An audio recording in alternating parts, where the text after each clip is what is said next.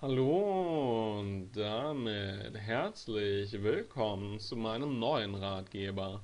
Heute geht es um den Klarstein Copenhagen Elektrokamin. Wenn du noch nicht genau weißt, ob dieser Kamin für dich die richtige Wahl ist oder nicht, dann möchte ich dir mit diesem Ratgeber sehr gerne noch ein paar Tipps mit auf den Weg geben, um dir deine Kaufentscheidung bestenfalls noch zu vereinfachen. Außerdem werde ich dir auch das Amazon-Angebot zum Kamin unten in der Videobeschreibung verlinken, damit du überhaupt weißt, wovon ich hier spreche. Ja, so langsam beginnt die düstere und kalte Jahreszeit wieder. Jetzt gibt es doch nichts Schöneres, als sich in seiner wohligen und gemütlichen Wohnung aufzuhalten.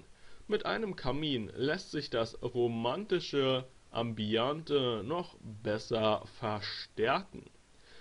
Deswegen ist es grundsätzlich schon mal eine gute Idee, sich solch ein schönes und durchaus auch praktisches Deko-Element zu erwerben.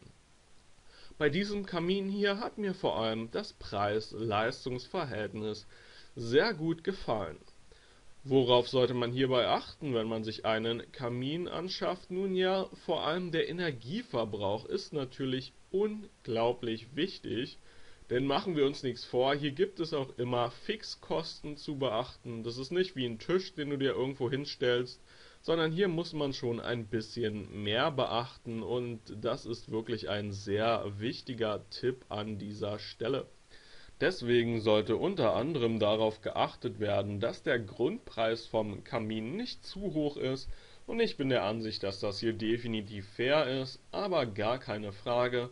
Im Grunde genommen muss jeder Freund der wohligen Wohnatmosphäre das Preis-Leistungs-Verhältnis für sich selber beurteilen. Ich finde das hier gut, aber das ist natürlich deiner Meinung offen. Über das Design lässt sich immer streiten, Geschmäcker sind verschieden. Ich finde, dieser Kamin hier passt sowohl in traditionelle als auch modern eingerichtete Wohnungen ideal, aber das kommt natürlich auch immer ein bisschen auf die Umgebung an, also am besten kannst du natürlich entscheiden, welcher Kamin sich am besten in deiner Wohnung macht. Ich kann hier vor allem nur das Preis-Leistungs-Verhältnis bewerten und ich bin der Ansicht, dass sich das bei diesem Kamin hier definitiv sehen lassen kann, weswegen ich hier auch in der Tat eine Kaufempfehlung ausspreche. Das Amazon-Angebot zum Kamin werde ich dir unten in der Videobeschreibung verlinken. Auf der Angebotsseite von Amazon kannst du dir sämtliche Produkteigenschaften noch einmal in Ruhe und Frieden anschauen.